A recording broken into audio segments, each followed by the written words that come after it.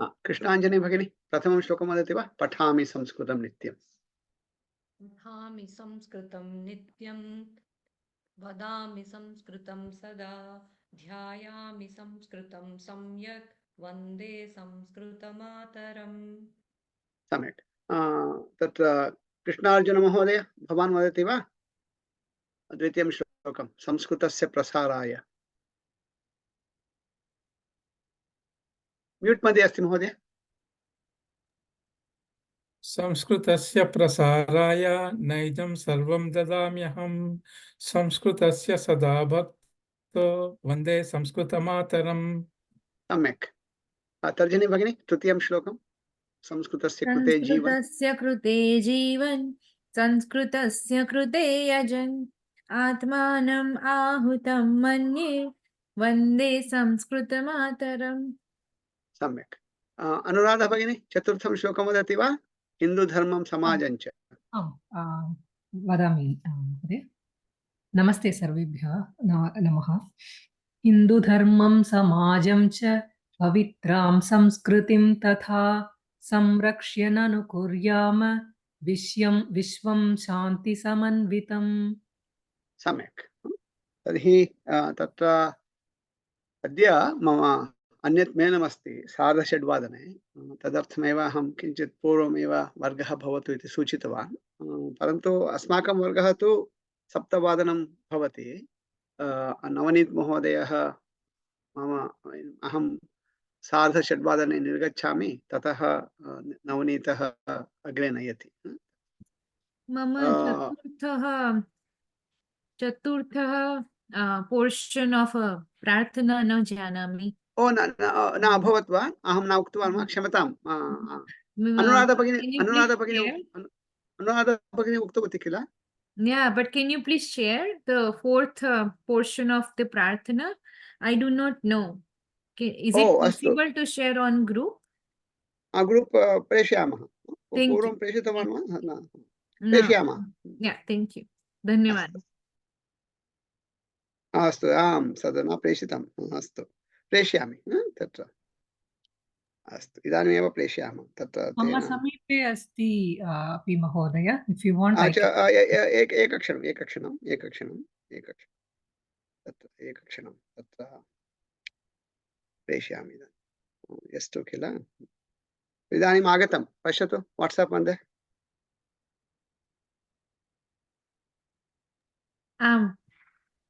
तत्र अस्ति। अस्तु वा? इदानीं तु सत्यं गतसप्ताहे एव प्रेषणीयमासीत्, कथञ्चित् अहमपि विस्मृतवान्। प्रायः नवनीता अपि तत्र Navneet Mahodaya had sent, I think, Mahodaya. Sent it वा? अस्तु, तर्हि अस्तु अस्तु अस्तु, चिन्ता मास्तु। My mistake, I did not. अस्तु, चिन्ता मास्तु। हा, तर्हि तत्र गत वर्गः कदा आसीत्? गतवर्गः कदा आसीत्? सम्यक् महोदय। गतवर्गः कथम् आसीत्? सम्यक् आसीत्। अहं पृष्टवान् गतवर्गः कदा आसीत्?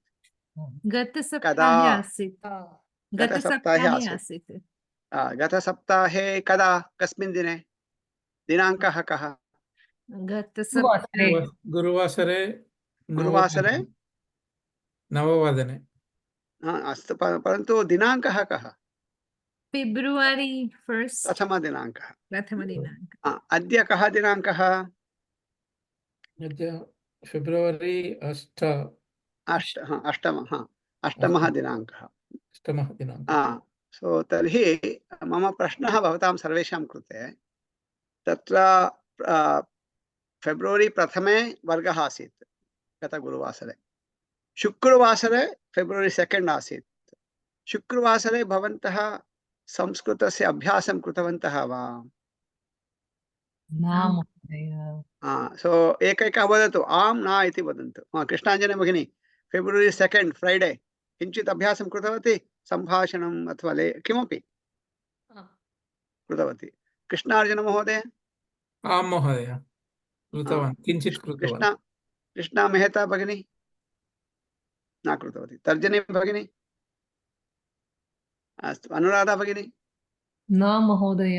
न अस्तु इदानीं शनिवासरः February 3rd तद्दिने अभ्यासं कृतवन्तः वा इति कृष्णाञ्जलि भगिनी आम् अस्तु कृष्णार्जुन महोदय आं महोदय कृतवान् Saturday February 3rd Krishna Mehta भगिनी सोमवासरे न न न न शनिवासरे शनिवासरे February 3rd इदं प्रश्नः अस्ति शनिवासरे February 3rd शनिवासरे सोमवासरे आगच्छति चिन्ता अस्तु तर्जनी भगिनी शनिवासरे अहम् न अभ्यासं न कृतवती अस्तु अनुराधा भगिनी न महोदय न अस्तु भानुवासरः February 4th कृष्णाञ्जलि भगिनी आं महोदय अस्तु कृष्णार्जुन महोदय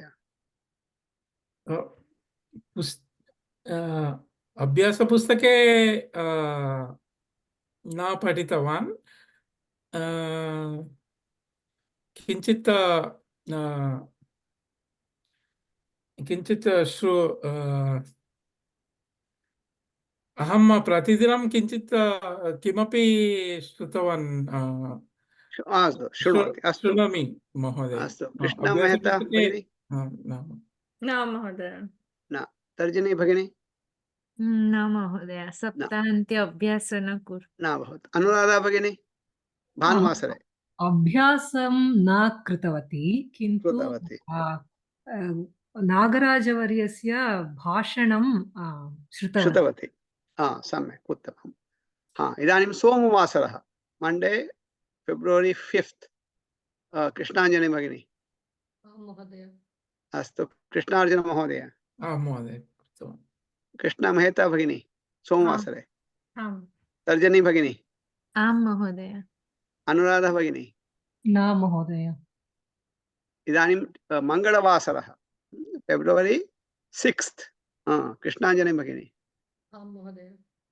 कृष्णार्जुन महोदय आं महोदय कृष्ण मेहता भगिनी न महोदय तर्जनी भगिनी आं महोदय अनुराधा भगिनी प्रथमस्तर द्वादशवर्गे अहम् अस्मि किल अतः वर्गे वर्गे अभ्यासः अस्तु कृष्णाञ्जलि भगिनी बुधवासरः ह्यः अस्तु कृष्णार्जुन महोदय आं महोदय कृष्ण मेहता भगिनी आं महोदय तर्जनी भगिनी आं महोदय अनुराधा भगिनी न महोदय न अद्य किमर्थम् इदानीं तु ईस्ट् कोस्ट् मध्ये नववादनं जायमानमस्ति किल इत्युक्ते दिनं गतम् एकरीत्या सो अद्य अभ्यासः अभवत् वा कृष्णाञ्जलि भगिनी न आं न आम् अस्तु कृष्णार्जुन महोदय अद्य आं महोदय किञ्चित् कृतवान् कृष्ण मेहता भगिनी आं महोदय किञ्चित् तर्जनी भगिनी आं महोदय अनुराधा भगिनी अभ्यासं न कृतवती परन्तु संस्कृतविषये चिन्तितवती किञ्चित् चिन्तितवती अस्तु सम्यक् उत्तमम् अस्तु किमर्थम् एवं पृष्टवान् तत्र कारणमस्ति कारणं किम् वयं तु वर्गम् आगच्छामः वर्गे एवं सम्भाषणं भवति प्रश्नोत्तरं भवति अभ्यासः भवति इत्यादिकं भवति अनन्तरं वर्गस्य अनन्तरं वयं प्रतिगच्छामः तत्र अनन्तरं पुनः संस्कृतविषये कदा चिन्तयामः यदा रिमैंडर आगच्छति ओ अद्य वर्गः अस्ति ओ अद्य वर्गः अस्ति गन्तव्यम्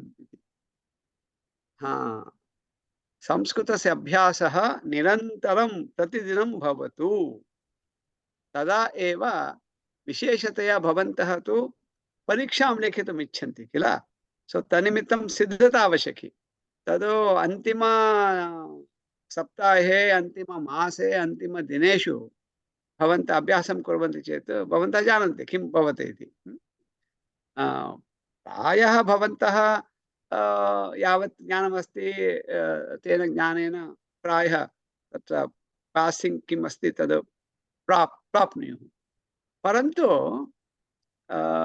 तत्र सम्पूर्णतया यथा परीक्षायां लेखितुम् इच्छन्ति भवन्तः सम्यक् रीत्या तथा भवन्तः प्रायः लेखितुं न शक्नुयुः।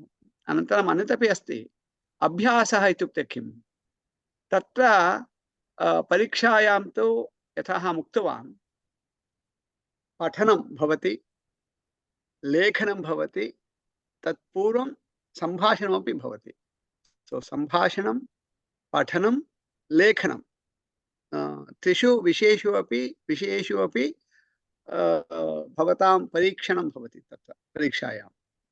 सो इत्युक्ते यदा अभ्यासः इति वदामः, इत्युक्ते तत्र प्रतिदिनं सम्भाषणं किञ्चित् भवेत्, पठनं किञ्चित् भवेत्, लेखनं किञ्चित् भवेत्। लेखनं किम् इत्युक्ते किं?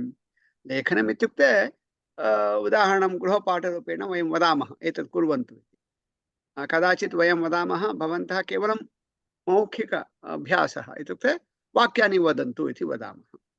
वाक्यानि वदन्तु, उक्त्वा तानि वाक्यानि अनन्तरं लिखन्तु। तत्र तानि एव वाक्यानि लिखन्तु। नूतनतया नूतनं वाक्यं करणीयमिति नास्ति, तद् लेखनं भवति। किमर्थम् इत्युक्ते तत्र परीक्षायां सत्यम् आन्लैन् माध्यमेन भवति, परन्तु किञ्चित् हैण्ड् रिटन् अपि भवति। सो तदर्थम् अभ्यासः न भवति, तद्दिने किञ्चित् कष्टम् अनुभवन्ति। विशेषतया प्रायः भवन्तः सर्वे देवनागरी लिपिं सम्यक् जानीयुः, प्रायः हिंदी भाषां जानन्ति वा अथवा अन्य तादृश देवनागरी लिपि आधारित भाषाः याः सन्ति भारते, ताः भाषाः भवन्तः जानन्ति तर्हि देवनागरी लिपि सुलभमेव, सुलभतया लेखितुं शक्नुवन्ति। परन्तु तत्र भेदः वर्तते।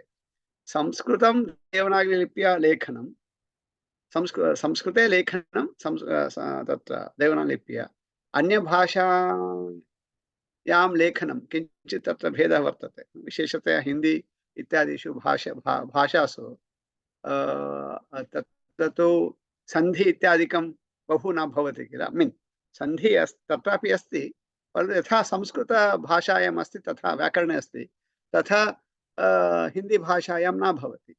तो तदर्थमेव तत्र यथेच्छं पुनः अनुस्वारस्य उदाहरणं प्रयोगः भवति तत्र। परन्तु अत्र तथा लिखन्ति चेत् अङ्काः गताः भवन्ति। तो तदर्थमेव तादृश अभ्यासः करणीयः। अनन्तरं किञ्चित् पठनमपि। सो पठनार्थं एकः उपायः वर्तते, न जानामि गतसप्ताहे अहम् उक्तवान् वा न वा इति। तत्र सम्भाषणसन्देशः इति एवं मासपत्रिका वर्तते, भवन्तः जानन्ति वा? सम्भाषणसन्देशः इति एतत्तु मन्त्लि म्यागज़िन् अस्ति, प्रति मासं तत्र प्रकाश्यते। तो अत्र तु कथाः, अनन्तरं साम्प्रतं वार्ताः भवन्ति किल, तेषु विषयेषु अन्यलेखाः इत्यादिकं बहु भवति तत्र। प्रायः आहत्य तत्र 240 पुटाः सन्ति। सो मच ऑफ संस्कृतम् अत्र एवं प्रतिमासम् आगच्छति। सो एतेन इदानीम् अभ्यासपुस्तकं भवतु, अभ्यासदर्शिनी भवतु, तत्तु टेक्स्ट् बुक् किल। यदि भवन्तः भवतां बालान् पृच्छन्ति, हे did you read the text book, बालः वदति न, बोर् इति वदति। टेक्स्ट बुक पठनं कदाचित् बोरिंग, मीन् पठनीयं सत्यं, परन्तु तत्र इच्छा न वर्तते, अस्माकम् उत्साहः न वर्तते। परन्तु अत्र किं भवति, प्रतिमासं नूतनम् आगच्छति, न्यू रीडिंग मेटीरियल् किल। तदर्थमेव भवन्तः एतत् प्राप्नुवन्ति। Actually this is very easy, just $15 for the whole year that subscription. We're talking about 12 issues. So bhavatam subscription asti uttamam nasti कृपया तद् तत्र ग्राहकत्वं प्राप्नुवन्तु। अनन्तरं एतस्य वर्गस्य अनन्तरं क्षम्यतां नवनीतः वा अहं वा तत्र प्रेषयामः लिङ्क्, कुत्र गत्वा बहु सुलभं। संस्कृतभारत्याः मध्ये एव अस्ति, अस्माकं वेब्सैट् अस्ति किल, samskritbharati.org, तत्र गत्वा लर्न् अथवा स्टडी इति तत्र किमपि भवति, तत्र पब्लिकेशन्स् इति अस्ति, तत्र गच्छन्ति चेत् सर्वाणि विवरणानि तत्र सन्ति। प्राप्तुं शक्नुवन्ति। हार्ड कापी इच्छन्ति चेत् किञ्चित् मूल्यम् अधिकं भवति। किमर्थम् इत्युक्ते it has be made from India by regular post. तत्र 30 वा 35 वा डालराणि भवन्ति। परन्तु केचन उदाहरणम् अहं तु एतदेव इच्छामि। किमर्थम् अत्र पठितुं शक्नोमि सम्यक् रीत्या। आन्लैन् माध्यमेन एवं करणीयं तत् करणीयं किमपि करणीयं भवति। अस्तु, तर्हि पठनं पुस्तकस्यापि पठनं भवतु, सन्देशस्य अपि पठनं। लेखनम् अहम् उक्तवान्, तत्र नूतनतया किमपि लेखनं न आवश्यकं, यद् भवन्तः वदन्ति। अनन्तरं सम्भाषणमिति भवति। सम्भाषणनिमित्तं तु भवन्तः जानन्ति, सम्भाषणम् इत्युक्ते भवन्तः यत्र सन्ति, समयः कोऽपि भवतु, स्थानं किमपि भवतु, भवन्तः वक्तुं शक्नुवन्ति किल। तत्र तन्निमित्तमेव उदाहरणं योगासनं करणीयं। योगासनम् एवमेव कर्तुं न शक्नुमः, तन्निमित्तं किञ्चित् स्थानम् अपेक्षितं, समयः आवश्यकः। समयः इत्युक्ते उदाहरणम् इदानीमेव भोजनं कृतवन्तः, भोजनात् परं योगासनं वयं न कुर्मः। अथवा प्रभाते उत्थानात् परमेव योगासनं न कुर्मः। उत्थानं शौचम् इत्यादिकं कृत्वा प्रायः स्नानादिकं कृत्वा अनन्तरं योगासनं कुर्मः। इत्युक्ते योगासनं भवतु, अन्यत् किमपि भवतु, अथवा कार्यस्य कार्यं भवतु, for all those things there is a specific time, probably specific place and a specific set of things that you need. परन्तु संस्कृतेन सम्भाषणाभ्यासः इति यद् वर्तते, तन्निमित्तं 24/7 यत्र कुत्रापि, रैट्। भवन्तः तु गृहे वदन्ति किल, तदेव संस्कृतेन वदन्तु। इदानीं तत्र कृष्णाञ्जनी भगिनी, भवती यदा गृहे पचति भोजनं, पाककार्यं समाप्यते, भवती आह्वयति किल जनान्, आगच्छन्तु इति। कया भाषया वदति गृहे?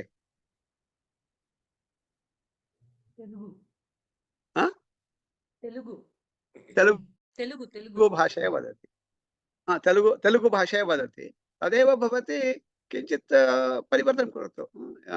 प्रायः भवती न जानामि, अहं तेलुगु भाषां सम्यक् न जानामि। राण्डी किमपि वदन्ति वा?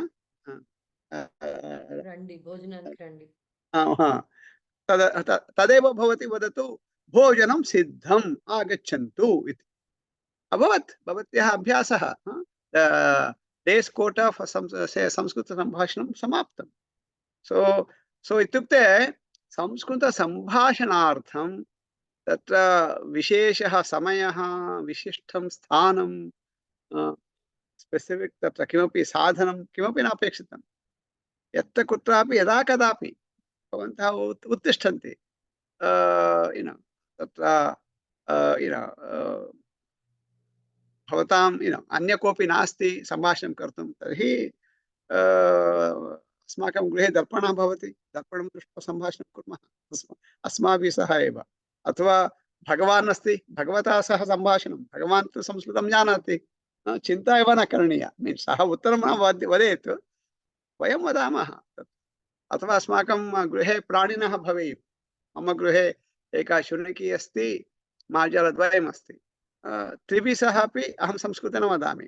ते अवगच्छन्ति वा न वा सः भिन्नः विषयः, परन्तु ते तु सम्यक् रीत्या शृण्वन्ति एतत् वदामि तथा।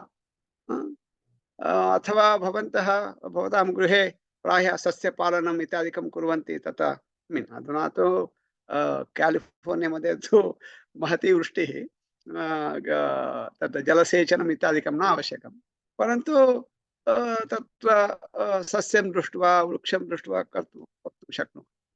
ये किमपि यत्र कुत्रापि भवितुमर्हति, अस्तु वा?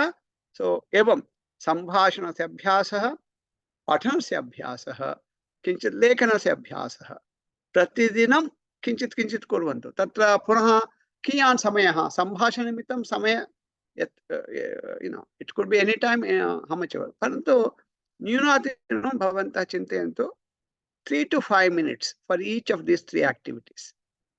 सम्भाषणार्थं 5 minutes, पठनार्थं 5 minutes, लेखनार्थं 5 minutes, 15 minutes per day. तत् कुर्वन्ति चेत् तर्हि तत्र परीक्षाविषये चिन्ता एव न करणीया। सम्यक् रीत्या भवन्तः लेखितुं शक्नुवन्ति। न केवलं तद्, अन्यविषयेषु अपि भवताम् आसक्तिः भवति। झटिति भवतां सम्भाषणाभ्यासः वर्धते, सर्वं सम्भाषण सामर्थ्यं वर्धते इत्यादिकम्। अस्तु वा? कुर्वन्ति? अस्तु, तर्हि वयम् अग्रे सरामः। मम गमनात् परं नवनीतः तत्र पूर्वतन अभ्यासस्य अद्य यत् कृतवन्तः तस्यापि सः किञ्चित् अभ्यासं कारयति। तदर्थमेव अहं नूतनं किञ्चित् पाठयित्वा अहं गच्छामि। अस्तु वा?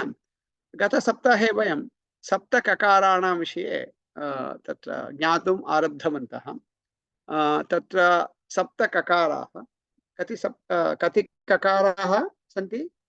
सप्तककाराः सन्ति। सप्तककाराः सन्ति। किम् इति प्रथमः ककारः, तस्मिन् विषये वयं पठितवन्तः। तत्र किं, कः अथवा का इति भवति। वस्तु भवति चेत् किमेव, तत् किम्, एतत् किं, तथा पृच्छामः।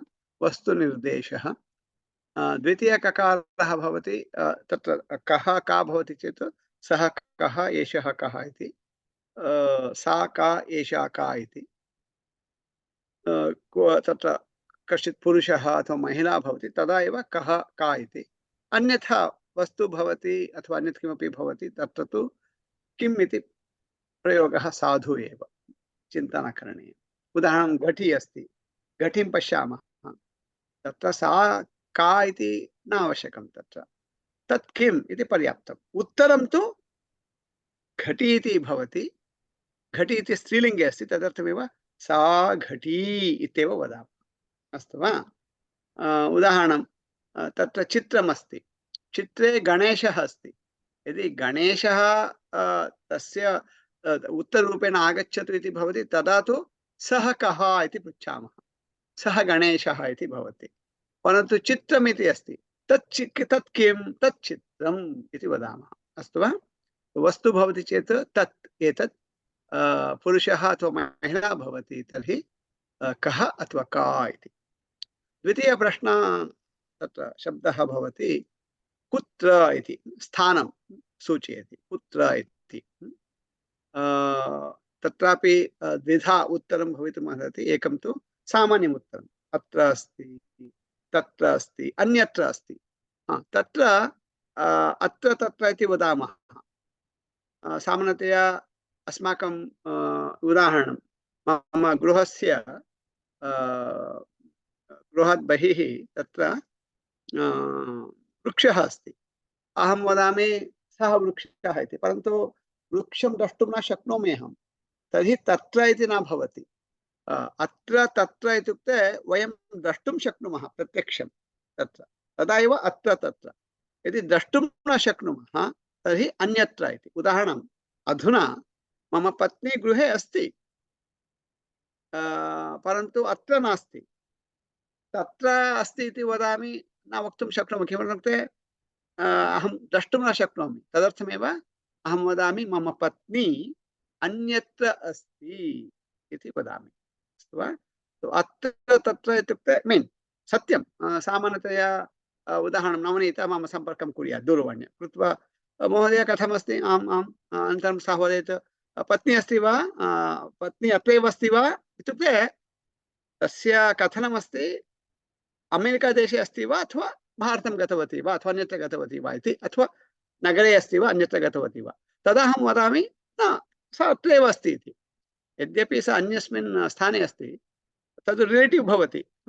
सः तु किं पृष्टवान्, अत्र इत्युक्ते एवम्, अत्र अस्ति वा अन्यत्र अस्ति वा इति। तदा तु अत्र अस्ति इति वदामि। परन्तु सामान्यतया एवं किमपि अत्र तत्र इति वक्तुम् इच्छामः, तदा तु प्रत्यक्षदर्शनं यदा भवति तदा एव अत्र तत्र इति। अस्तु वा? अन्यत्र अस्ति, अनन्तरं सर्वत्र अस्ति। कुत्र अस्ति इति प्रश्नः। अनन्तरं कति इति प्रश्नः, तत्र संख्या उत्तररूपेण आगच्छति, परन्तु तत्र वयं चिन्तितवन्तः कति सन्ति इति एव, बहुवचने एव प्रश्नः। अनन्तरम् एकवचने तु लिङ्गभेदः भवति, एकः, एका एकम् एकः पुरुषः अस्ति, एका महिला अथवा बालिका अस्ति, एकं वाहनमस्ति तथा वदामः। अनन्तरं संख्या 2 3 4 भवति चेत् तत्र सफिक्स् रूपेण वयं 2 3 चतुष्टयं योजयामः इति आसीत्। अनन्तरं तत्रापि किञ्चित् वयं भवन्तः यदा वयं तत्र रेकार्डिङ्ग् प्रेषयामः किल, यूट्यूब् रेकार्डिङ्ग्, यूट्यूब् मध्ये भवति अस्माकं रेकार्डिङ्ग्, तत्र डिस्क्रिप्शन् मध्ये एतत् सर्वं लिखामः नोट्स् रूपेण। सो कदाचित् वयं उदाहरणं नवनीतः यदा प्रेषयति एतद् एषः गृहपाठः इति केवलं पायिण्ट्स्, किमर्थम् इत्युक्ते झटिति भवन्तः प्राप्नुवन्तु इति कृत्वा सः यत् इदानीं लिखति तत् झटिति प्रेषयति। वयं यूट्यूब् डिस्क्रिप्शन् मध्ये किञ्चित् अधिकं तत्र योजयामः। तो कदाचित् विवरणं भवति, सूचना भवति, विशेष अंशः तत्र भवति। सो रेकार्डिङ्ग् भवति किल, यूट्यूब् रेकार्डिङ्ग्, तत्र अधः टैटल् भवति तत् यूट्यूब् वीडियो किं रेकार्डिङ्ग् इति, तत् अधः मोर् इति किमपि डिस्क्रिप्शन् भवन्तः द्रष्टुं शक्नुवन्ति। कुर्वन्ति चेत् तत्र पठितुं शक्नुवन्ति। कृपया तत् कुर्वन्तु। तत्रापि वयं लिखामः गृहपाठः कः इत्यादिकम्। अस्तु वा? तत् कृपया कुत्र इति विषये, कति इति विषये तत्र किञ्चित् इतोपि अधिकं तत्र अहं लिखितवान् अस्मि। तथैव नवनीतः अपि अग्रे कुर्यात्। किं, कुत्र, कति, कदा इति चतुर्थः प्रश्नार्थकशब्दः। तत्र तु समयः। सामान्यतया वयं समयः इति वदामः, तदा तु वयं वदामः उदाहरणं समयः 5 वादनं, समयः 6 वादनम् एवं वदामः। परन्तु कस्मिन् समये कोऽपि जनः किमपि करोति तदा किं वदामः, कदा इति प्रश्नः भवति। उदाहरणं संस्कृतवर्गः कदा अस्ति? संस्कृतवर्गः 6 वादने, कालिफोर्निया मध्ये 6 वादने अस्ति। संस्कृतवर्गस्य समाप्तिः कदा भवति? संस्कृतवर्गस्य समाप्तिः 9:30 क्षम्यतां, सपादनववादने भवति। तथा वयं वदामः। अस्तु वा? एवं किं, कुत्र, कति, कदा इति। इदानीं नूतनः प्रश्नः कुतः इति। तर्हि तत्र कुतः इति भवति, तत्रापि स्थानमेव उत्तररूपेण आगच्छति। परन्तु कुत्र इति यद् भवति तदपेक्षया अत्र किञ्चित् भिन्नं भवति। तद् प्रथमं वयं चिन्तयामः, अनन्तरं भेदः कः इति अपि चिन्तयामः। कुतः इति प्रश्नः। उदाहरणं रामः आगच्छति, श्रीरामः आगच्छति। श्रीरामः कुतः आगच्छति? श्रीरामः अयोध्यातः आगच्छति। अयोध्यातः आगच्छति। कुतः इति अस्ति किल, तत्र कुतः, कु अस्ति किल, तत्रैव स्थानं योजयामः। तथैव मथुरा, श्रीकृष्णः कुतः आगच्छति? श्रीकृष्णः मथुरातः आगच्छति। मथुरातः आगच्छति। पुरी, जगन्नाथः कुतः आगच्छति? जगन्नाथः पुरीतः आगच्छति। पुरीतः। गृहं गृहतः। तत्र अस्माकम् उदाहरणपदानि यानि सन्ति, रामः, सीता, जानकी, वाहनमिति। तत्र रामः विसर्गः अस्ति किल, विसर्गं निष्कासयामः, रामतः इति भवति। सीता सीतातः इति भवति। जानकी जानकीतः इति भवति। वाहनं वाहनतः इति भवति। तद् केवलम् उदाहरणं। तथैव यथा योग्यं वयं तत्र योजितुं शक्नुमः। उदाहरणं रामः इति अस्ति, ग्रामः इति तत्र विलेज्, तत्र ग्रामः। कोऽपि जनः आगच्छति, कुतः आगच्छति? मत्तूरु ग्रामः इति कर्णाटके अस्ति। मत्तूरु ग्रामतः आगच्छति। गोविन्दः कुतः आगच्छति? गोविन्दः यलगलवाडि इति ग्रामः, बेङ्गलूरु समीपे।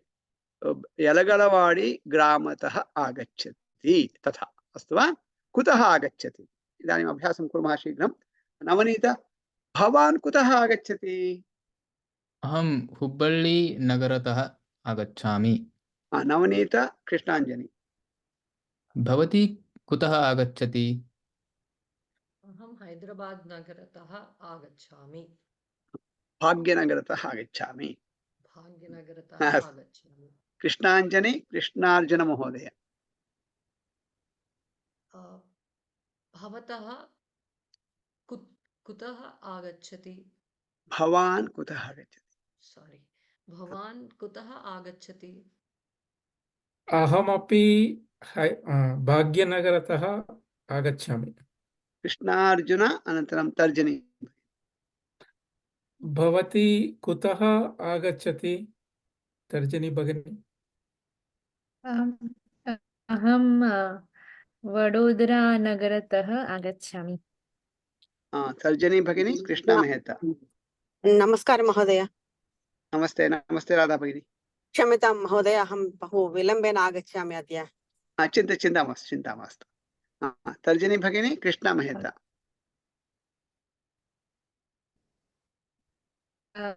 भवती कुतः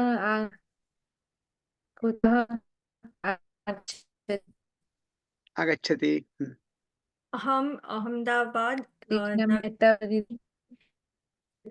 can you hear me आमां अहम् अहमदाबाद नगरात् आगच्छामि अस्तु कृष्णा मेहता भगिनी अनुराधा भगिनी भवती कुतः आगच्छति अहं चेन्नै नगरतः आगच्छामि अनुराधा भगिनी राधा भगिनी भवती कुतः आगच्छति अहं नेल्लूरतः आगच्छामि राधा भगिनी कृष्णाञ्जनी भगिनी भवान् कुतः आगच्छति कृष्णाञ्जनी इति महिला भवती कुतः क्षम्यतां भवती कुतः आगच्छति अहं भाग्यनगरतः आगच्छति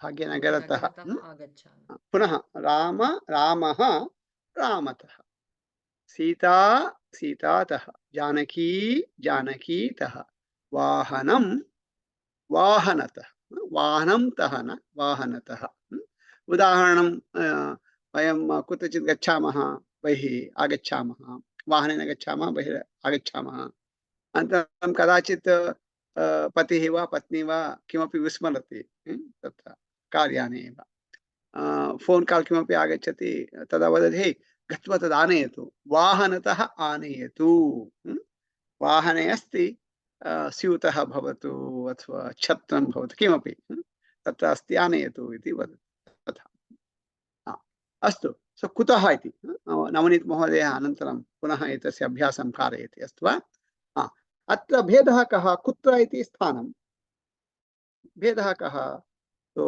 तत्र कुत्र इति एकरीत्या मूलस्थानम् इति क्षम्यतां कुतः इति मूलस्थानं भवति कुतः इति मूलस्थानं कुत्र इति प्राप्तिस्थानम् इति वदामः उदाहरणं कश्चित् जनः बेङ्गळूरु इति नगरं कर्णाटके मैसूरु इति नगरमस्ति बेङ्गळूरुतः मैसूरु नगरं गच्छति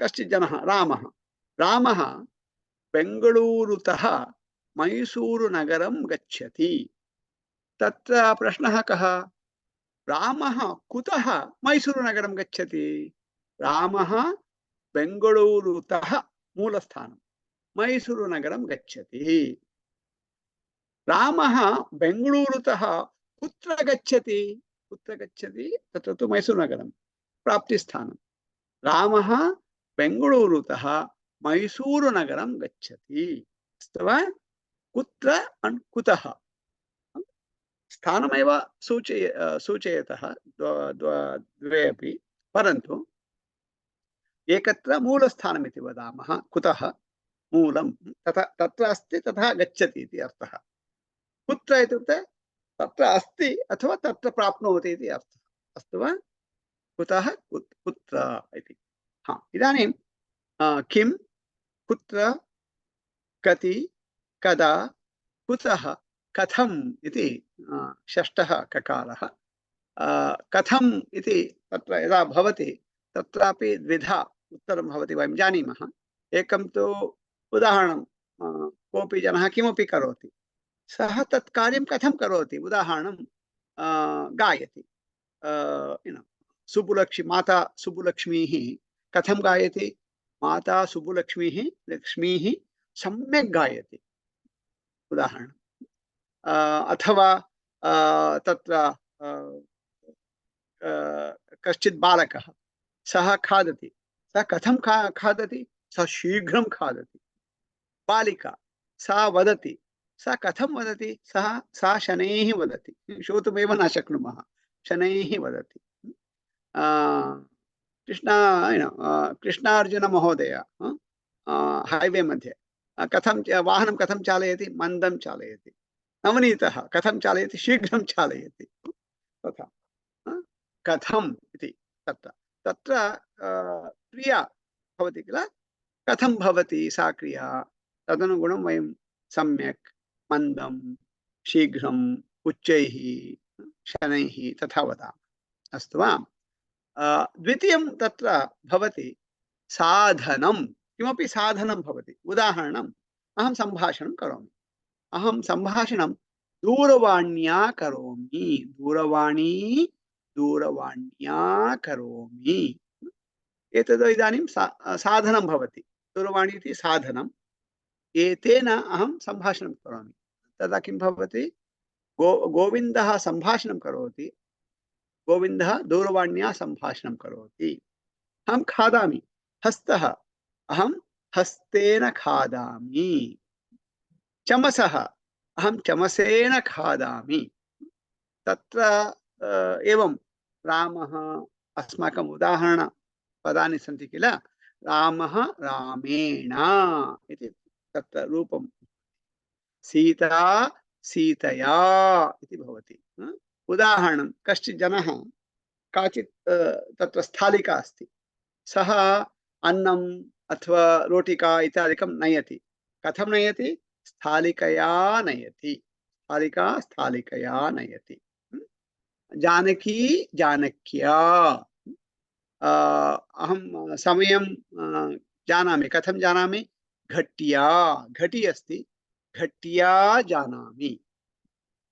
वाहनं वाहनेन, उदाहरणं, नवनीतः कार्यालयं गच्छति, नवनीतः कथं कार्यालयं गच्छति, वाहनं वाहनेन, नवनीतः वाहनेन कार्यालयं गच्छति। इदानीं समयः नास्ति अभ्यासं कारयितुं, तदर्थमेव अहं अन्तिम ककारस्य उपस्थापनं करोमि, अनन्तरं नवनीतः अभ्यासं कारयति। किमर्थम् इति सप्तमः ककारः, किमर्थम् इति तत्र कारणं भवति। उदाहरणं, पुनः नवनीतः संस्कृतं पठति, नवनीतः किमर्थं संस्कृतं पठति, नवनीतः ज्ञानार्थं संस्कृतं पठति।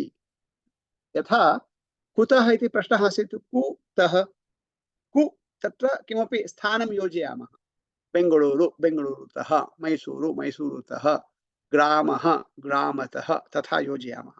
अत्र किमर्थम् इति अस्ति, किम् अर्थम् इति अस्ति किल, किम् इति अस्ति किल, तत्र किमपि योजयामः। ज्ञानं ज्ञानार्थं, सन्तोषः सन्तोषार्थम्, आनन्दः आनन्दार्थं, जीवनं जीवनार्थम्। उदाहरणं, कृष्णार्जुनमहोदयः तत्र कार्यं करोति, किमर्थं कार्यं करोति, धनम् अपेक्षितं जीवनार्थं, सो जीवनार्थं कार्यं करोति तत्र। सो एवं तत्र किमपि योगासनम्, अत्र काचित् भगिनी, न स्मरामि, तर्जनी वा अथवा अनुराधा भगिनी वा, काचित् योगासनं करोति। किमर्थं योगासनं करोति, आरोग्यार्थं करोति। उदाहरणं, मन्दिरं गच्छामः, किमर्थं गच्छामः, मनश्शान्त्यर्थं, मनश्शान्त्यर्थं गच्छामः, देवपूजार्थं गच्छामः इत्यादिकम्। एवं सप्तककाराः, किं, कुत्र, कति, कदा, कुतः, कथं, किमर्थम्।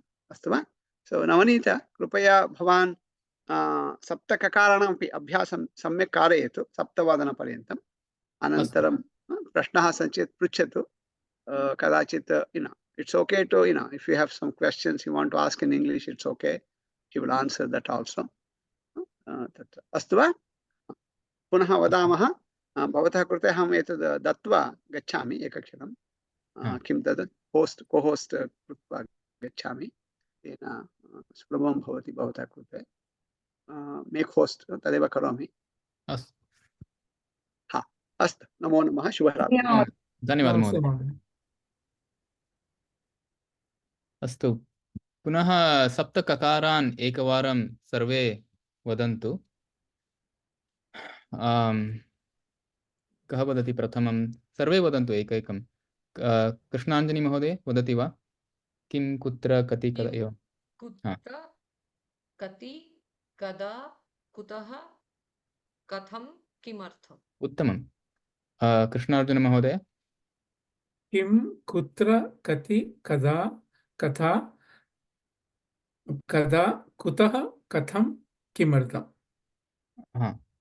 पुनः वदतु अहं न श्रुतवान् किं कुत्र कति कथा कदा कुतः कथं किमर्थम् उत्तमं कृष्णा मेहता महोदय किं कुत्र कति कदा कुतः कथं किमर्थम् उत्तमं तर्जनी महोदय किं कुत्र कति कदा कुतः कथं किमर्थम् उत्तमं राधा महोदय किं कुत्र कदा कति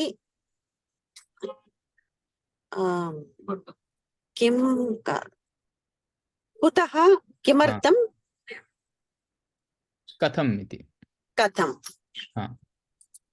अस्तु अनुराधा महोदय किं कुत्र कति कदा कुतः कथं किमर्थम् उत्तमम् अस्तु प्रथमं कुतः इत्यस्य प्रयोगस्य अभ्यासं कुर्मः तत्र एकं रामायणस्य कथाम् अनुसरामः रामः कुत्र गच्छति प्रथमम् अयोध्यातः कुत्रचित् गच्छति अस्तु वा रामः अयोध्यातः तत्र शृङ्गवेरपुरं गच्छति अस्तु वा अहम् अग्रिमं स्थानं वदामि भवन्तः वाक्यं वदन्तु कृष्णाञ्जनी महोदय रामः शृङ्गवेरपुरतः कुत्र गच्छति भरद्वाजाश्रमम् रामः शृङ्गवेरपुरंतः भरद्वाजाश्रमं गच्छति पुरतः पुरंतः न पुरतः शृङ्गवेरपुरतः पुरतः गच्छति कुत्र गच्छति भरद्वाजाश्रमं गच्छति उत्तमं कृष्णार्जुन महोदय अग्रिमस्थानम् अस्ति चित्रकूट रामः कुत्र भरद्वाजाश्रमतः रामः भरद्वाजाश्रमतः चित्रकूटनगरं पर्वतमस्ति चित्रकूटपर्वतं गच्छति उत्तमं रामः भरद्वाजनगरतः चित्रकूटपर्वतं गच्छति उत्तमं कृष्णा मेहता महोदय अग्रिमस्थानमस्ति दण्डकम् रामः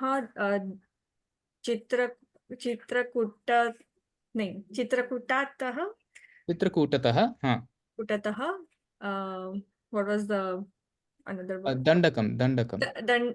दण्डकं गच्छति उत्तमं तर्जनी महोदय अग्रिमस्थानमस्ति पञ्चवटी रामः दण्डकतः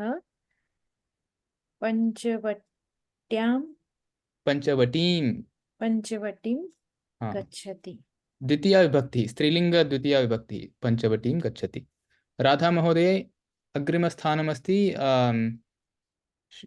शबरीस्थानं रामः दण्डकावनतः शबरीस्थानं गच्छति पञ्चवटीतः पञ्चवटीतः पञ्चवटीतः शबरीस्थानं गच्छति अनुराधा ओके हाँ, रामः पञ्चवटीतः शबरीस्थानं गच्छति। उत्तमम्। अनुराधा महोदय, अग्रिमस्थानमस्ति पम्पा सरोवरः।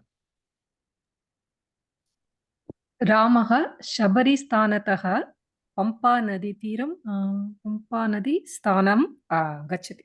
उत्तमम्। अस्तु, स्पष्टं वा कुतः इत्यस्य प्रयोगः? कुतः अस्तु। गच्छति? प्रश्नः वा अस्मिन् विषये?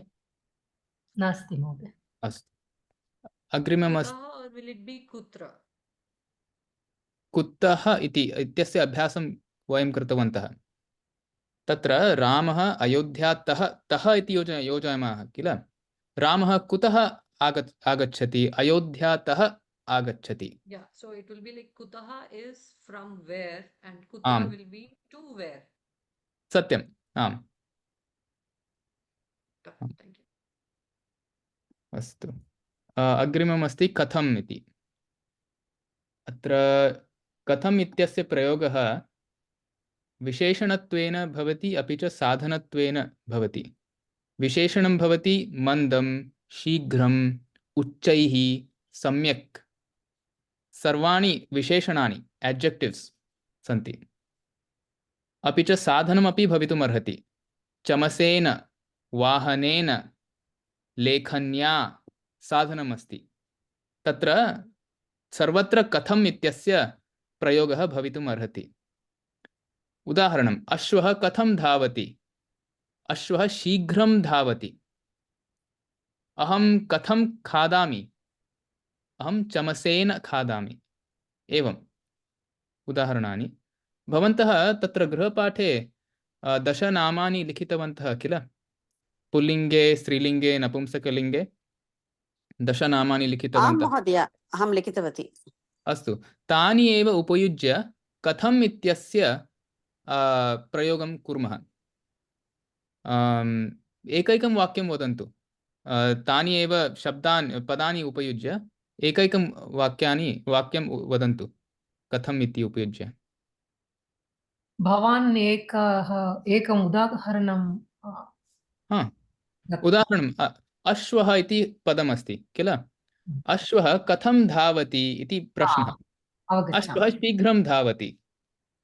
प्रश्नः अपि च उत्तरं द्वयमपि वदन्तु। धन्यवादः। हा, प्रथमं कः वदति वा का वदति? अहं वदामि महोदय। अस्तु, अहं द्विचक्रिकया विद्यालयं गच्छामि। उत्तमं। कथं गच्छति इति प्रश्नः। अहं तत्र प्रश्नः अपि वदतु, प्रश्नमपि वदतु। अहं कथं विद्यालयं गच्छामि? द्विचक्रिकया विद्यालयं गच्छामि। अस्तु महोदय। अहं कथं मन्दिरं गच्छामि? अहं वाहनेन मन्दिरं गच्छामि। उत्तमं। कृष्णार्जुन महोदय।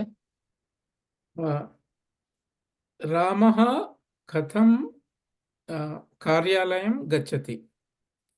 रामः कार्यानेन कार्यालयं गच्छति। उत्तमं।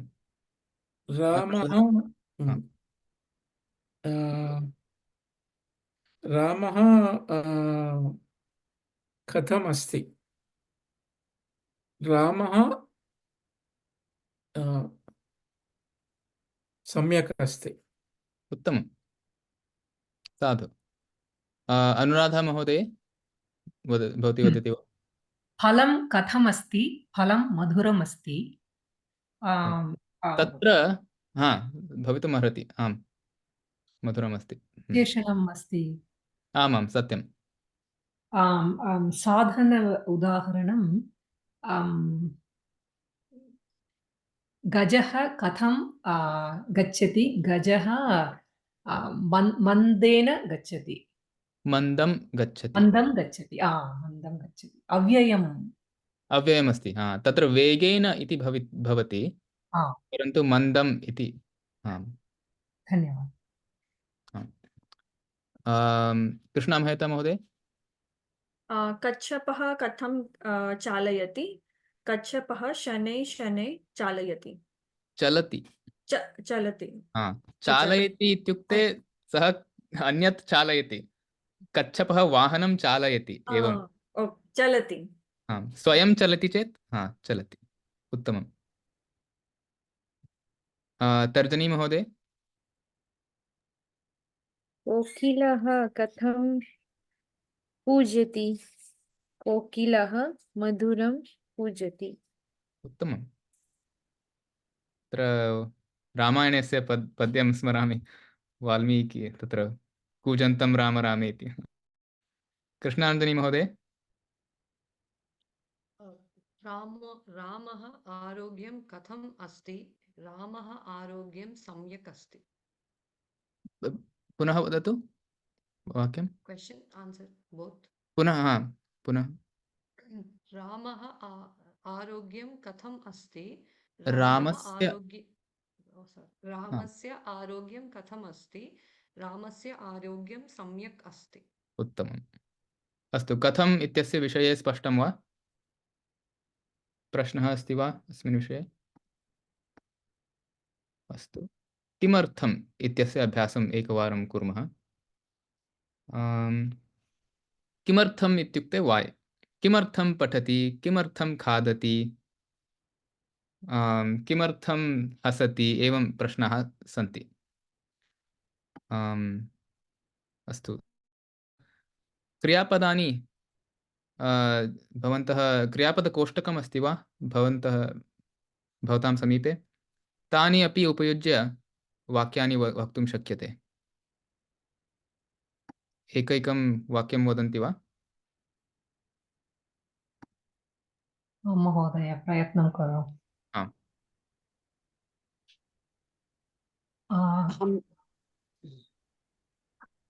अहं वदतु भगिनि रामः किमर्थं योगाभ्यासं करोति? उत्तमम् अत्र उत्तरमपि वदतु रामः आरोग्यार्थं योगाभ्यासं करोति। उत्तमम् उत्तरं रामः एव has to tell, right, महोदय? अस्माकम् अभ्यासाय किमर्थं वक्तव्यम् अस्माकम् अभ्यासाय वक्तव्यम् भवती वदति वा Radha Bhagini was going to say something. I think. Next time. चिन्ता मास्तु भगिनि भवती वदतु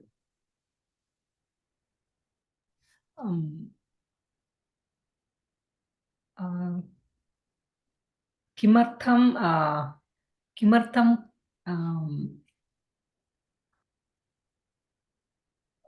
give me a second, I'm just thinking which verb to use. Okay, meanwhile I'll say. Yeah. अस्तु अस्तु Okay, अहं किमर्थं भोजनं खादामि? अहं बुभुक्षु निवारणार्थं भोजनं खादामि। बुभुक्षा निवारणार्थं बुभुक्षा निवारणार्थं तर्जनी तत्र अनुराधा महोदय प्रथमं वदतु किमर्थं सः किमर्थम् उत्तिष्ठति? सः पाठालयं गमनार्थं उत्तिष्ठति। अस्तु तर्जनी महोदय रामः किमर्थं वनं गच्छति? रामः आज्ञापालनार्थं वनं गच्छति। उत्तमं कृष्णार्जुन महोदय अहं किमर्थं चलनचित्रं पश्यामि? अहं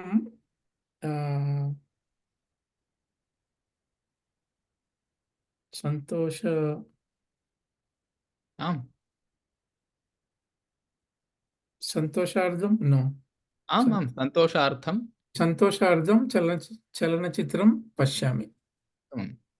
अत्र सन्तोषाय इत्यपि भवितुमर्हति चतुर्थी विभक्तिः अपि भवितुमर्हति अर्थम् इति यदा वयं योजयामः तदा चतुर्थ्यर्थे अस्ति समानमस्ति सन्तोषाय सन्तोषार्थं समानम्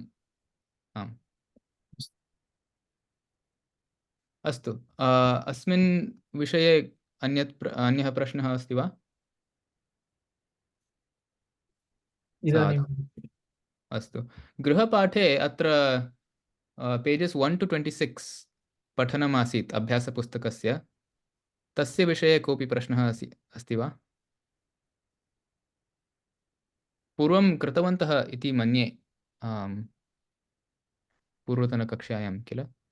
आम् कृतवन्तः। अधुना न पठितवती, अतः प्रश्नः कोऽपि न। अस्तु अस्तु, अत्र अन्यः अभ्यासः अपि नास्ति।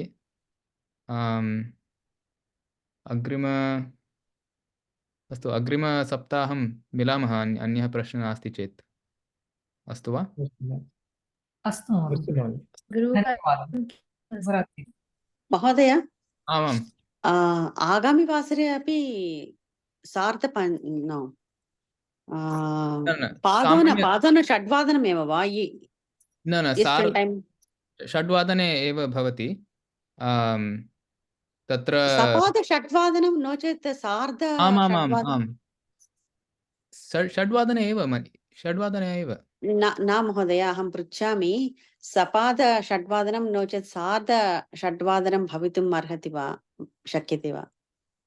ओ तत् प्रष्टव्यं, गोविन्दमहोदयं प्रष्टव्यम्। अस्तु, इत्युक्ते सर्वानपि प्रष्टव्यं भवति, अतः अस्तु गोविन्दमहोदयं सूचयतु, यथा सः वदति तथा कुर्मः। अस्तु महोदय, अस्तु, धन्यवादः।